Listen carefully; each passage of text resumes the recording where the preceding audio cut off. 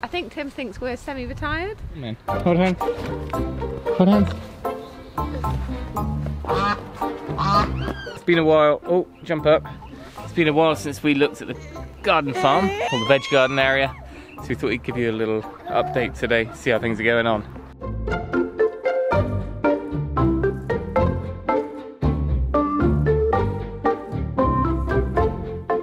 Leave. They all alright? Yeah. They're very big now. Oh, it's blooming warm in here. We need to turn that heat down for a minute. Why did we name the turkey after Mummy? Because they like being warm. Yeah, she moans when it's cold. Take that over there. I'll have to bring the hose down from the top. Alright. You go and find the big chickens now, love. Girls, if you're picking, you need to be putting them in a pot, not just eating. Come and get a pot down here.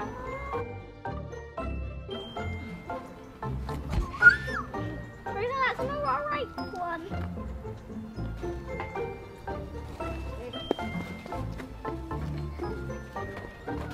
Why are you in here, buddy? Go on, out you go. Hey. So with those little ones in the shed, everyone else is in the pen for the moment. When it gets a little bit closer to autumn, winter, then we let them out onto the lawn. So everyone's in here. We've got the layers, the ducks, and the little chucks, the bantams.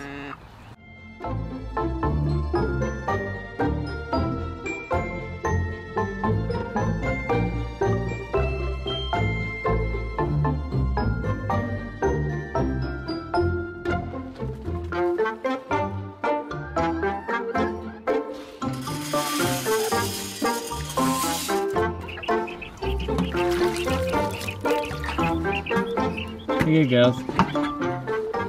And then for now, until we built the big quail pen, they're in here. And we're just doing a bit of a deep litter system, so we'll just build this up every day. I'll just scatter some more sawdust on there, and that keeps the eggs relatively clean.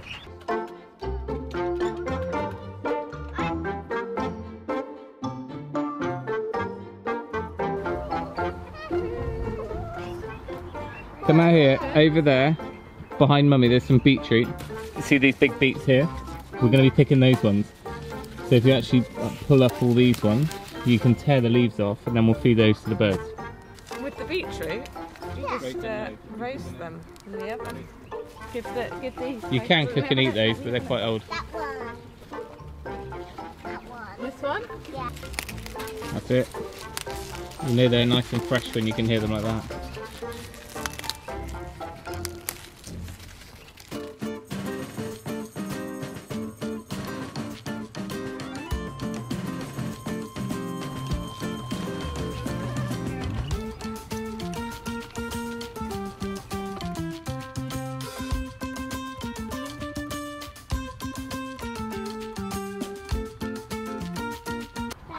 Everyone, we're looking for a shoe. Are they gardening slippers? So we did plant some stuff up in the polytunnel this year, but for some reason, either lack of watering or just neglect in general, they didn't do half as well as what we had out here. But even these got blown around in the storms a couple of weeks ago, so we're just kind of harvesting what we can now before it starts turning. So even the green ones we'll pick and we'll use them for pickles and chutney. Oh, look at that! That trellis is a little bit wonky. I think we'll replace that next year.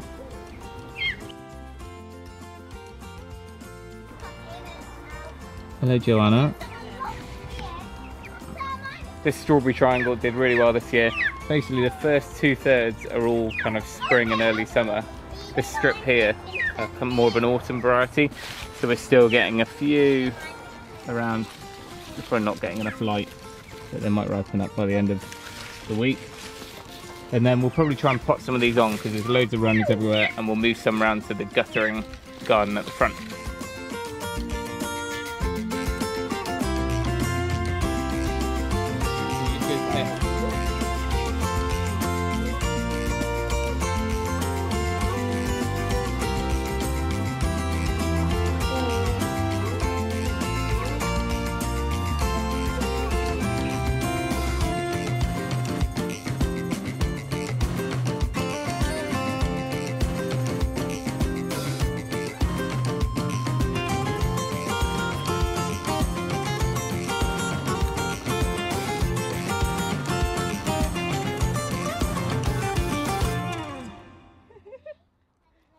This bed here was all cabbage and kale and Calva and Nero. It's okay, and it will still keep going into autumn. A few survived the butterflies, but the rest of this we use as chicken fodder.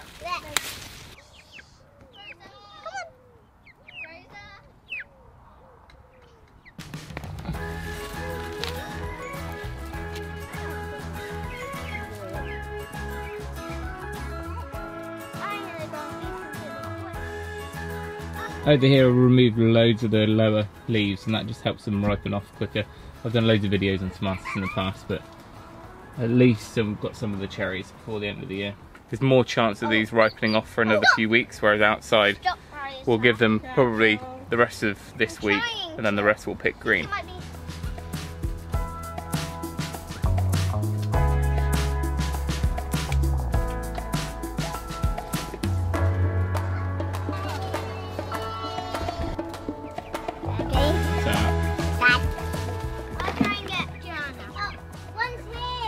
Okay. I've got Joanna.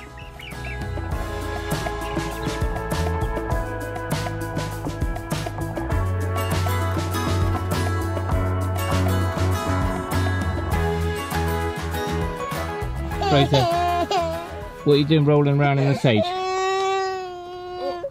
You okay? You smell like Christmas now. So as you can tell, we haven't really kept on top of it this year because we've got stupid amounts of other stuff going on. But hopefully next year this will be a little bit more organised. Well, there's a load of stuff we can still put in for the rest of this year for overwintering, and some young kale plants to go in as well.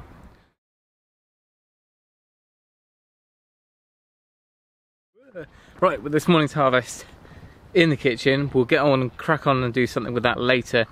I need to get some cauliflower and some more onions for my tomato pickle recipe, and the other stuff we'll just put in the fridge and use it up over the next week or two. But there's a few other bits I thought I'd just explain in the garden and some other plans for next year. These all really need time back, all the raspberries. I keep meaning to build some brackets to keep all of that nice and neat, but by the time we get all that up, that'll give a bit more space around all these beds. Bit of lettuce here, but as you know, we try to grow a lot of it in the gutter garden around the front. The gutter garden is a really cool setup, and I think we're going to work on that a little bit next year, but it does need a lot more watering, and if you don't have a dripper system or a timer or anything like that, it's just the top one does alright, but then the lower ones really struggle. So that's one thing that we definitely need to improve on, but I still like the concept. We've got a load of garden videos out on playlists and all sorts across the channel, but if you want to see how we built our kind of pizza inspired vegetable beds, then I will leave that video at the end of this one.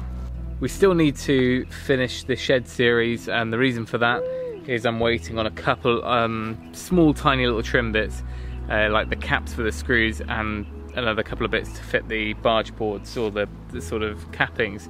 But once that's done, then we can wrap up that whole series, and I can kind of do a question and answers type video, because there's a lot of stuff I really need to explain on that build. But this is how it's looking at the moment. I chucked in one of the old doors out of the house temporarily, but I will get around to building or getting a bigger door in there. This will become quite a vital part of the whole workshop and everything else, because this is going to be both material storage, tool storage, and a little bit of a metal working area. Cover that in another video, but basically I ordered the beams back in March, lockdown happened, everything else happened, and until now they've been struggling to get more trees in and cut ready for me. But they've assured me that they've got a load more logs in this week, and they're going to be cutting them, and hopefully we'll have everything in place ready for that at this end. So that's one reason why I've made sure that the whole slab, the concrete slab, is completely clear, ready for timber framing. It might be worth talking about the birds a little bit, because I get quite a lot of questions on the chickens, the ducks, the quail, everything we've got here, and how we manage it all. So if we start with the simple stuff, which is basically bog standard chickens, we have 5 layers at the moment, which is plenty for what we need, and we sell eggs to friends, and Eden sells them to a teacher at school sometimes. So these are standard commercial laying hybrids, and really that's all you need. They lay all year round, and these are in their 2nd year now, but they're still laying strong. There's a blue egg layer over there, a leg bar. She lays less, but it's nice to have a bit of variation. The ducks are just pets. They've stopped laying, they're 7 years old now, and they're just hanging in there. And then there's some bantams over there. There's 3 of those. They lay when they're not broody, and they're just some fun to have around. And as I've explained before, we pen the birds for most of the summer so that our garden is free of chicken poo and it's just kept simple. And then we also use all the greenery from the veg garden and scraps go in there, so they get their greens. We also put all of our plant, trimmings and stuff from around the garden in there, and it mulches down. And each year we dig out from that pen. By doing that, we get, maybe a cubic meter of decent compost to spread around the garden onto beds and that sort of stuff. So it's kind of like a little compost factory there, back there, and it's a good way of managing it. During autumn, winter and early spring, we let the chickens and the ducks out onto our lawn, and we can either use some flexible fence netting and just keep them in one area, or we can just let them roam. And that's a really good way of, one, they cut down all the weeds, they really kind of rake out moss and stuff like that, and of course they're feeding the lawn as they go. This bottom bed down here, we're kind of a bit of a work in progress. Some old oak sleepers which got relegated down to here, so we might put in a permanent wall like that along. And it's a funny old bed because we have planted it all up with bulbs for next year, but there's random bits where we had some spare potatoes, so there's some potatoes there. Sometimes we'd have corn growing in here, and it's kind of a way of just using up any spare space to grow some food. There's a pear tree, plum tree in the middle, had all those off, and then down the end, well, the wind had most of them off, and there's a few apples, this little eating apple tree.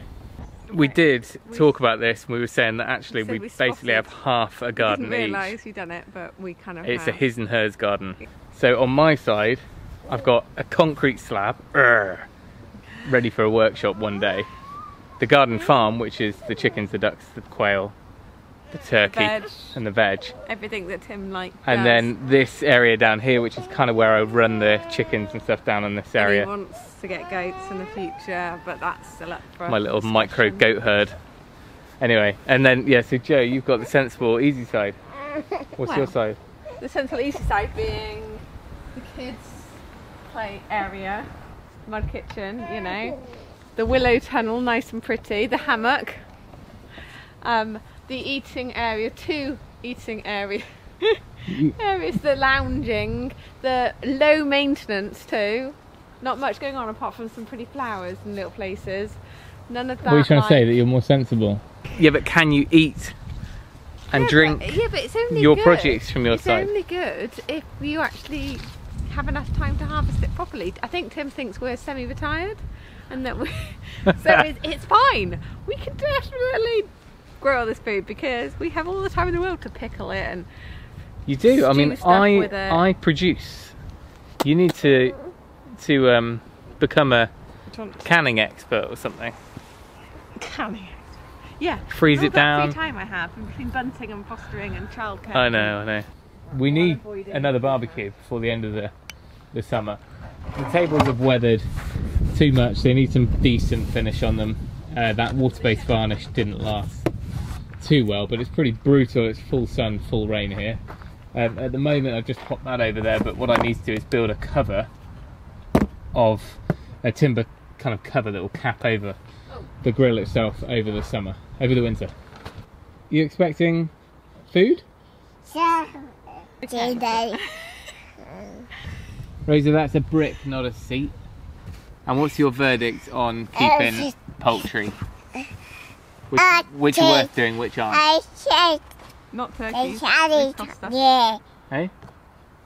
We've only got 1 turkey. Yeah, but you have to buy 6 chicks to keep it company. Yeah, so the turkey hatch was epic fail. Well, only 2 hatched and 1 didn't make it.